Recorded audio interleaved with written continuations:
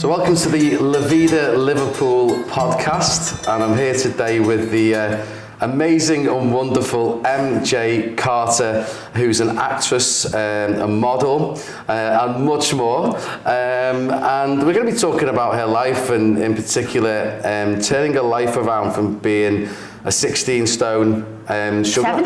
17 stone. Get it right, my love. Sugar addict. And the way you've overcome those adversities and become a shining light of inspiration. Why don't we start with talking about, MJ, your life growing up and dealing with the mental health struggles and agoraphobia. Let's talk about that. It's crazy when you say, because it was so young for me. Like, I first encountered mental health when I was about 4 or 5 years old. I just had these awful dreams of anxiety, depression, and I think when I was so young, that's when I latched on to the sugary drinks. Like, people ask me all the time, what was it about sugary drinks? Why were you a sugar addict? But I think I still to this day don't know what it was that made me want to do that, but it just filled that void for me. So I just latched onto the sugary drinks just to fill a void of depression and anxiety. And then it just got crazy. It got where I was drinking between 6 or 7 bottles of sugary drinks a day, hiding them under my drawers, my cupboard, so my mum and dad wouldn't see. I was a real addict of sugary drinks. Really? So with the sugary drinks, how bad did it get for you? Because I know that, you know, it did get really bad. Yeah, it got to a point when I was younger, I was actually hiding the sugary drinks, like, in my drawers and stuff like that. And I remember once I was acting up when I was younger, and my dad was like, go to your room, go on, go to your room, like that. He had a way with me. And I remember sneaking out at like 11 o'clock at night to go to the corner shop and knew what time it like shut and what time it opened. And I remember like sneaking out the front door because my dad slept in the living room and he had the radio on and all, Talk Sport and all that, so that was blasting. And I snuck out the front door, crept down to the corner shop and got about like 4 bottles of what was my favourite drink, and I had to get it, do you know what I mean? I had to have that fix. If I didn't have that fix, the world was over for me. So it's like any addiction, like it is, it really is. Sounds like you were a little bit like, you know, closet alcoholic and sneaking out and getting some cans of White Lightning or whatever. It's extremely serious. And I mean, like, when I say I was a sugar addict, people think, well, like, oh, was you eating Mars bars and Snickers and stuff like that? No, it was sheerly just full sugary drinks. And I think that's why I do what I do today, because I know so many people who have an addiction similar to mine. And also, as you know, I was addicted to food. I was binge eating early hours at 3 or 4 o'clock in the morning, firing the microwave up, and also I was ordering the takeaways as well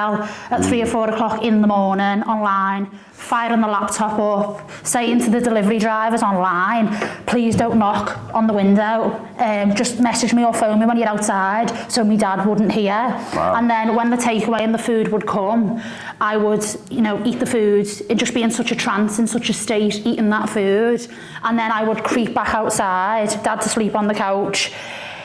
I would open the bins, take all the rubbish out of the bins, put the pizza boxes underneath, and then put the rubbish on top. And this was going on every single night for years upon years upon years, until, you know, 2017, when my health deteriorated really badly, where I was having palpitations, agoraphobia, dizzy spells, and I'm talking to the point where I couldn't stand up. You know, I've been in this industry since I was 11. I've been acting in local theatres and school shows, and I loved, you know, being out there. It was therapy for me with my mental health and depression, and to have that taken away from you at such a young age, it's the most frightening thing in the world. So that's why I'm so active in what I do today. So at what point did you, obviously you went down a bad path, it sounds like the classic addict. And addiction comes in many forms: gambling, alcohol, drugs, food and drink, sugar.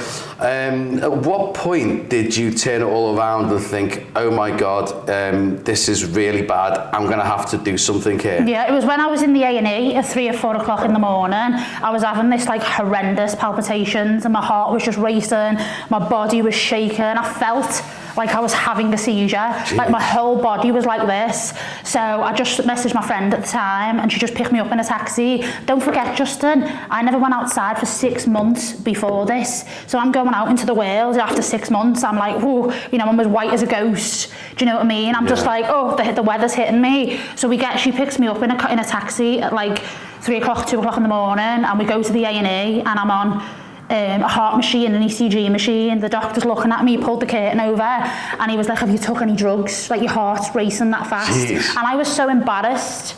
And that's why I do so much what I do today, because I was so ashamed to tell the doctor that no, I've never took a drug in my life. It was the sugary drinks. I was caning this years upon years of sugar abuse. So it just got into my veins and it damaged me. It damaged my legs. So I couldn't stand up. The sugar ate away at my veins and my arteries. Jeez. So I had to reverse all that. So I think it was that, but I still carried on. When I got out the A&E hours later, I still carried on. And I was having this agoraphobia for years upon years, and that was causing stress between my dad. My dad was like, you're this big active young girl who's done all these plays and, got involved in like local theatres. What's happened to you? Yeah. And, as time was going on with the abuse I was doing to my body, with the binge eating and the sugar addiction and the Lucozade, the weight, you can't hide it. I'm not a Houdini. I've got to put it somewhere, haven't I? Yeah. So when you're coming down the stairs looking different every week, and then it all spiraled into, my depression got really bad. I stopped like washing my hair and brushing my teeth, and it got really, like, getting out of bed was like the hardest task in the world when you've got depression. And then it was I used to say to my dad, I used to like lie to him and go, yeah, Dad, I'm going to go out. And I used to like get out to the street on the step, go like to the next step, sit on the step for like 15 minutes, because I was just like shaking. The world was like spinning as I was sitting down on the step. And I was like, Dad, I've been out, I've been to the shop, I've got you, like, you know what I mean? And I had a really good neighbour at the time, and I'm so grateful to him, who's watching this, thank you, darling, who would go to the shop for me. And I was like, my dad needs 10, 20 stickies and a loaf, can you please go for me? Yeah. And he'd see me, a shadow of a person, a shell of a girl, sitting on the floor, and he'd go for me because he knew what I was going through. So it got that bad. Well, obviously you've turned it all around, and we need to say that's a sugar-free. We're going to say sugar-free, guys. Thank you. In case you were wondering. Sugar-free life. Can you believe it's been 6 years now since I've been on a sugar-free lifestyle? It's been amazing. It's amazing, and it's obviously fabulous. Thank you. You're smashing life. You've been on cruise ships, as a hostess. You're an actress. You're a model. You're an advocate, doing great work. What would your we're going to talk about that, but what would your advice be to anyone who's going through an addiction and mental health? What would, because you've pulled yourself out of it, what's your advice to people going through that? It really is the hardest thing in the world. It really, really is. But I think I denied that I had a problem for so many years. Like, I remember once, just briefly, I was getting a bath in my mum's flat. And I was getting in the bath, and this was like, I'd not like had a wash for a while, because when you're chronically, severely got mental health and depression, it's the hardest thing in the world. You don't even think about like washing or putting a comb through your hair. I know a lot of people can relate to that. I thought, right, I've got to somehow, with the tenacity that's in me and within all of us, I got myself into the bath, and I was taking my clothes off. I should use to get in the bath. I'm bathing my clothes on. What are you on about? Stating the obvious, MJ. As you do, darling, to get in the bath. And my mum was walking past the bathroom, and she was just like, the face, she looked at me, this look, and I'll always remember this look. Wow. I spoke about this on the telly, and this look that she gave me, I can still remember it to this day. And I come down afterwards, and I was like, what's wrong? Why have you got this attitude to me? I'm a good daughter. I don't go out and I'm not taking drugs, and I'm not, doing all kinds of things. Why have you got this attitude towards me? What's wrong? What have I done? And she went, I feel like crying looking at you, where you've been to now, hearing that off your mum. Wow. Your mum who brought you into the world, hearing that. She looked at me and said, I feel like crying looking at you. And then I went off like a top. I spun like a top. I was just like, how dare you, how dare you, how dare you. And then it was when I went to the end of my road once. I thought, I'm just going to have to fight this, holding on to every lamppost, car, fence on the way, having these like horrendous dizzy spells. And I nearly collapsed at the top of my road. Yeah. And I thought, I can't die here. So I managed to get myself back, holding on to every wall on the way. And I never left the house for 6 months. And then I thought, I'm not going to die in this bedroom. Yeah. I was living in we were living in our 1-bedroom flat. Yeah. And my dad gave me the bedroom, and he slept on the couch for 25 years. Yeah. And I just remember looking at him one day in the living room. He was sitting on the couch. My dad had really horrendous COPD, and I said, I'm gonna get out of this. I'm gonna turn my life around. And I did, and then some. But I just looked at him, and I said, I don't know how I was going to do it. Yeah. Didn't know how I was going to do it, didn't have a clue, didn't have nothing, had nothing. But when you're on the floor, the only way is up. That's right. And obviously, you know, as I say, you've gone on to do great things, and you're an advocate for mental health. You're an advocate for, obviously, like addiction. You know, you've been on Lose Weight Like Me. You've been on national television. You know, as an actress, a model, a hostess, and more. What would you say are the, you know, most proud moments of your career and the things you've done? Do you know what it is for me? It's the people doing that. My dream was being on TV, and I'm doing it today, and it's so incredible from where I came from. But I think it's the messages that you get, or the people that come up to you and say, oh, MJ, I've made this recipe now, or I'm drinking Diet Coke, or I'm drinking, you know, sugar-free alternatives. That for me, from where I've came from, of being an addict on the floor, having nothing, not a penny to my name, nothing. Yeah. People gave up on me, friends who I'd known for donkey's years. A lot of them turned their back on me. I have some great friends today who've been through it all, have seen me in my worst days. Yeah. But, you know, when you're starting from that, from where I've come from, you know, I was the first one in school. I was the first one in the drama room and the last one to leave. Yeah. And to lose that, but to come back to it 10 times and then some with a good welly. Yeah. That's it for me. And just knowing that I've helped people and receiving messages saying, MJ, you know, I was pre-diabetic, I've been to get my bloods done, and the doctor said my sugar intake's so much better. So that's it for me, knowing that I've made an impact to people's lives. A little impact from a little story that started out on the floor of a one-bedroom flat. It's very precious. It's really inspiring. And thank you. Of course, like when I was on your podcast, yes, we had the similar question, you know, talking about we both lost our fathers.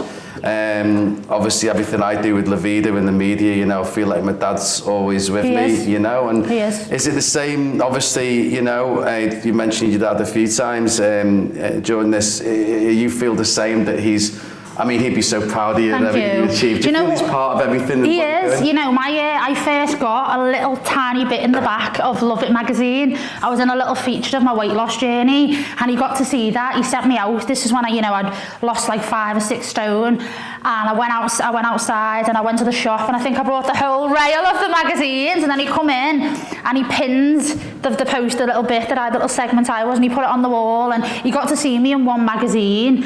And on his deathbed, when he was dying, he told me, he said, I'm so proud of you, Em. I'm so proud of you. And that for me, whenever I feel on the floor, because it still happens today, it doesn't matter how much weight you lose, and this is what I want to talk about as well on my Instagram and social media, it doesn't matter how much weight you lose or your lifestyle or what you're living, mental health will never go away. But today I find positive outlets to deal with my mental health. So I take the bull by the horns of mental health now. I'm going, no, I'm winning, because I'm choosing to do positive things with it, i.e. simple stuff of going on a walk. I love going on a walk. You know, walking is such therapy to me. Bopping down the street with my big headphones, George Michael, Barry White. I grew up on all that, so I love doing that. So it's going on a walk, and obviously the lifestyle I have, it's doing a TV show or an interview, or, you know, just doing a photo shoot, or just talking, using my skills and gifts. So that's what I do today. And little things that I do as well, like I'll make a healthy meal, and I'll talk about it, and I'll think, oh, I'm doing this positive choice to help my life. So I'll do like something simple, you know, I'm not Nigella, but I'll do a jack potato, and I'll just think, as I'm chopping the vegetables and stuff and the salads, I'll think, I'm doing this for me, and then all that tension and angst dilutes and goes away. So you're replacing the bad habits with the good ones. Yeah, and it's just about positive changes, and it's also been 6 years since I've beat agoraphobia too. That's amazing. So, look at you now. Thank you. You're the opposite of agoraphobic. Oh, thank you. Thank you. And talking about where you're at now, what are your plans for the future? Where can we see MJ Carter next? Thank you so much. Well, I'm doing my TV shows, so I was on Channel 4, Steph's Pack Lunch, which was a great show, and obviously Lose Weight Like Me, and I'm going to be doing a new TV show in January, so watch out for that. And, you know, my online stuff inspiring people. I'm also taking the MJ Carter motivational speaking tours on tour up and down the country, which will be incorporating drinks with MJ. So come out, hear my story, have a drink with me, and let's have a good time. So we'll be doing that as well. You're a diamond, a darling, and an inspiration. I love you loads. Thank you. Cheers, my love. Cheers, darling. Thank you. Nice one. So yes, this is the La Vida Liverpool podcast. Me, Justin Hopper, interviewing the fabulous MJ Carter, who is an actress, a model, and was a 17-stone sugar addict who's been on an amazing weight loss journey. This is a little bonus shoot, a little bonus. I'm excited for this. Yes, a bonus question.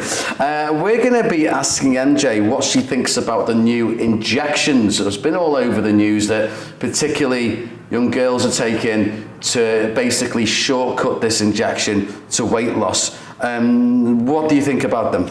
You know, I lost weight in a very, you know, to people, a very controversial way. Cutting out sugar is like, oh my God, it's the devil, you know what I mean? People still to this day are like, how did you cut sugar out? How did you do it? It's in everything. And it is in everything. But I go for healthier options today. You know, I pick low sugar alternatives. And thankfully now we live in a world where things are reduced sugar. You know, there's diet, there's zero sugar, there's sugar free.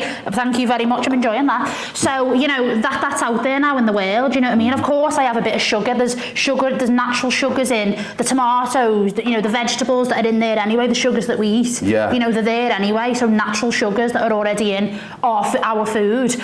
But I always say my mantra on this earth and my legacy is when I put my weight loss story out there, I wanted it to be 100% authentic, real, show the good, the bad, the not so pretty, the ugly. And I do that online. I show the days when I'm like, oh, I'm still hungry, but you know, I'm gonna make a healthy meal and go for a walk and get out that. But I think these injections, I'd really, you know, everyone's body's different. People lose weight in different ways. We all have different ways we, you know, eat food and, you know, our bodies absorb the food. But I just think you can't outrun a bad diet. I really don't. I think these quick hits are just not, they're just instant. We don't know what we're putting into ourselves and our bodies. And I believe that if you really want to lose weight and change your life, it's what you eat, it's what you drink, and it's how you live your life. And it's you know, this is for longevity. I've kept this weight off now for 6 years and I'm the healthiest I've ever been.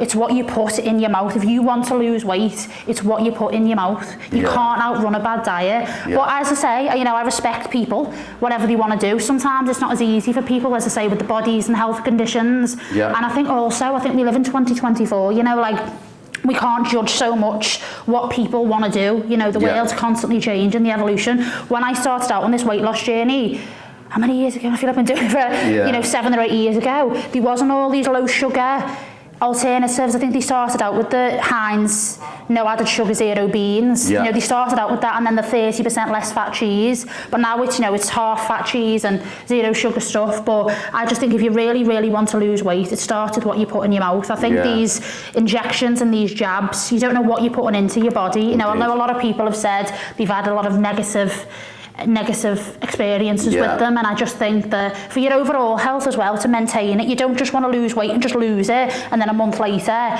you know, you're putting it back on and stuff like that. To maintain it is what you put in your mouth. So that's my opinion. And just research your food, research what's going into your meals and stuff like that. Look at the back of your labels. I'm in the supermarket, I don't know if anyone can relate, but when I'm, you know, shopping in the shops and I'm down on my knees reading them labels and stuff like that, because I care about it and it's paid off. So that's the best thing as well. And there's an app, isn't there, that you can, I believe, you can look at the ingredients of different things and, you know, see how... The traffic light system, I always call it the traffic light system. So if it's all red, I get out of there. But, you know, I always say to people, look for your greens, look for stuff on your labels that are under 5% or 5 grams of sugar. You know, we do need that in the day. That's what I would say too. But just read your labels, enjoy it. You know, this is your process, this is your journey. Read what I want to know, what I'm drinking and what's going into me, because I didn't for a long time. I neglected myself. And it takes constant day-to-day behaviour, doesn't it? You know, every single day making conscious decisions. Yeah, and what I was doing as well, I know a lot of people would ask about this, I just never cut the Lucozade out or the Dr Pepper and the Coke out. I went to my corner shop and I was buying 3 bottles or 4 or 7, you know now, you've probably read about it. So I was drinking 7, say if I get 8 bottles of Lucozade, I'd be getting 4 full sugars and 3 zero sugars. And then every single day, where I'd have 7 a day, I was having 3 full sugar, 4 zero sugar, and then the next week I'd have 2 full sugar, 5 zero sugar, and I was slowly eliminating, getting the sugar out of my system, because I'd say also, do not go cold turkey, it will not work, it'll have no legs. Slowly reduce it.